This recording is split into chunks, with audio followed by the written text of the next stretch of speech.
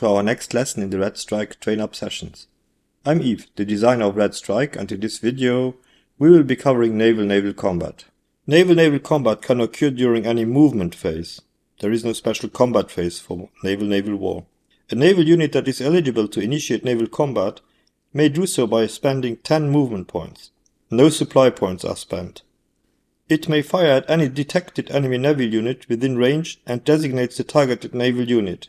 How does that work in practice? Let's have a look at the units that are on this map. 2 Russian units, 2 West German units. 1 submarine on each side and 1 surface action group on each side. How do we know that they may initiate combat at a range? Yes, indeed, combat can be initiated at some range, at distance, or in the same hex. All units may not do both. Some units may only do combat in the same hex. So for example, how do I know that these units may do that at a distance? It's because I see here a white number in a darker box that tells me, okay, these units, they may fire at a distance. This submarine, for example, has to be in the same hex as the enemy to initiate combat. So how does it work? The Russians are the initiative player. It's their movement phase. So they may move or spend movement points to fire, to initiate combat. They may do both at their will, but they may initiate only one offensive combat. I will explain. So this unit has 60 movement points. It may now spend 50 points to move, or it may move 10 points, 1 point, 2, 3. Now it may shoot at this unit for 10 points. Naval units may move and fire in any order, but they may initiate combat only once. But they could continue moving if they still have movement points left after that fire.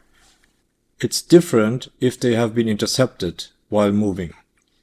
A unit that is intercepted is considered moved for the game turn and does not continue to move.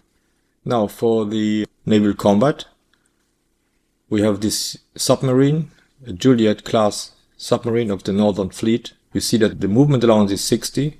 It's always the black number in the white box. And the distance from which this unit may attack ships is 20 hexes. If we flip the unit, we will see that it has SSN-12 missiles. They have a range of 20 operational hexes.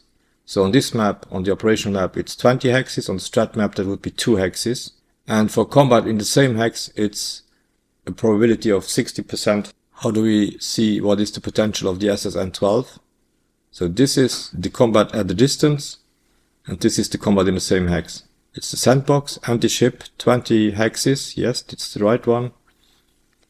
The target is a naval unit, and that means that we have a 57% chance of hitting. We initiate combat against this surface action group. We roll 1d100. 16 is less than the 57 we saw on the missile table, so it's a potential hit on this unit. Now this unit has an ECM rating of 4, so it may make a defensive roll with a 1d10. It has to roll 3 or less. It's a 10, so nothing changes. This unit takes 1 hit. If we would have moved into the hex, the only thing that would have changed would be that we use a 1d10 and we have to roll 6 or less. So the same result in this case. What changes is that this unit may retaliate. If it would be in the same hex, it would have a probability of 4 to shoot at this submarine. And it has, let's check if it has a range against submarines. A little explanation on missiles. So this is the Harpoon missiles, which may be launched by air units, by submarines, or by surface units, and it's directed against surface enemy units. That means that we cannot use it against that submarine that has attacked us. The unit has now used up one of his 2 missile shots. We are going to show that. These subs have now used up one of their missile shots. Each unit has 2 missile shots. This submarine has now used up one of its missile shots. We will mark this with AS missile -1. It has done its offensive combat. Now it may continue to move. The other Soviet unit has a range of 7. Let's flip the counter. The missile it uses is the SSN-22. That's the Sunburn, anti-ship, 7 axis, 57 probability to hit a naval unit. So 1, 2, 3. This unit is going to shoot at this unit at a distance. And here we see the difference. If it would have moved into the hex, the probability to have a hit is 20% higher. So what we will do is, we will move this one into this hex. In the same hex, we will use this anti-ship rating with a 1d10. 5, that's less than 8. So we have a potential hit on this unit. To continue with this example, the anti-ship rating is 8. The roll was a 5, that's 3 less. So we use this air-naval combat resolution track. 3 less would be 2 potential hits on that West German unit. But again, the West German unit gets a roll against this ECM rating. And if the roll is, for example, 2, that's 2 less than 4, this marker would move 2 spaces to the left, and 2 hits become 1 hit. After this unit has been attacked, it may always retaliate as often as it is attacked.